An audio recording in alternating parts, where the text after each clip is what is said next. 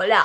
Hello, friends. We didn't plan this. Sorry about the 3-month hiatus. We didn't plan that either. I went to Ireland.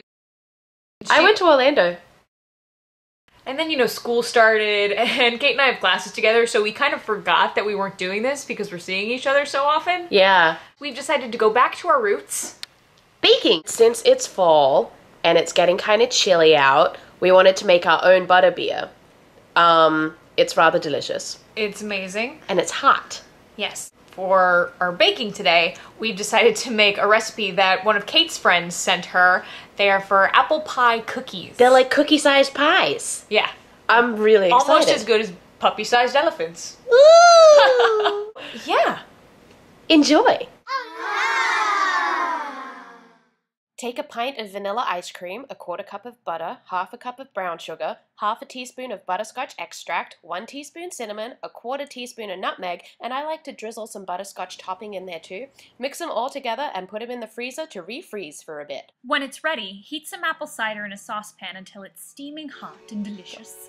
And if you want, you can throw in a cinnamon stick to infuse while it's heating. Put a decent scoop of the ice cream in the bottom of a cup, drizzle a little more butterscotch on there if you like, then pour the apple cider over it. Garnish with apple slice and cinnamon stick and enjoy! Yay. Delicious. Yay. Okay. Very exciting. Butterbeer! Yay! I'm gonna stir my ice cream stuff a little bit. See, the ice cream makes a foam. Just like, oh, you know what we forgot? You can drink it through the cinnamon straw. It's so exciting. You know what we forgot? What? Brandy. Oh yeah. This doesn't have to be alcoholic. Yeah, you can drink. I'm gonna drink it a little bit as is. But oh my god, it's fallen. I love apple cider and brandy. So for the grown-ups, Your grown-up butterbeer. because in the books it is alcoholic. Well, Not just very. Does it ever concern anyone that Harry and his friends were drinking underage? It's the wizard world. Yeah, I guess their rules are different. Oh my god. And you know what's fun? That. And you can also drink through the cinnamon. Yeah, if you have a cinnamon stick, drink through it. Garnish. Pfft, how about useful?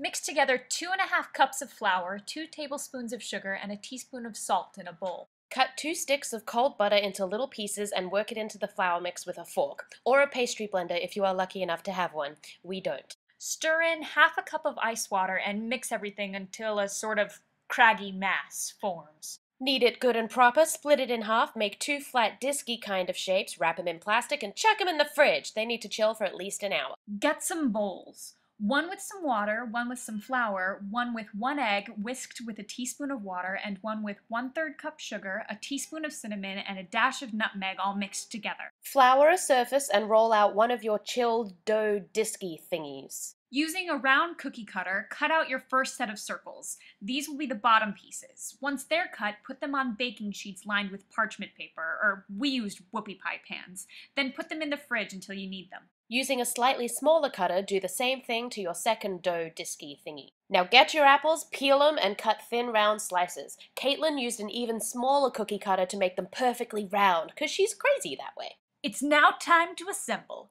Get your first set of cutouts and lightly dampen them with the water. Then take your apple slices and cover them in the cinnamon sugar mix, and then place them on the cookies and cover them with the top disc. It's easiest to pick them up to seal them. Cut a little decorative slit in the top, dip a fork in the flour and crimp the edges so it looks pretty, brush with the egg wash and sprinkle with sugar or cinnamon sugar, and bake 25 minutes at 350 degrees. Easy as pie! Ha!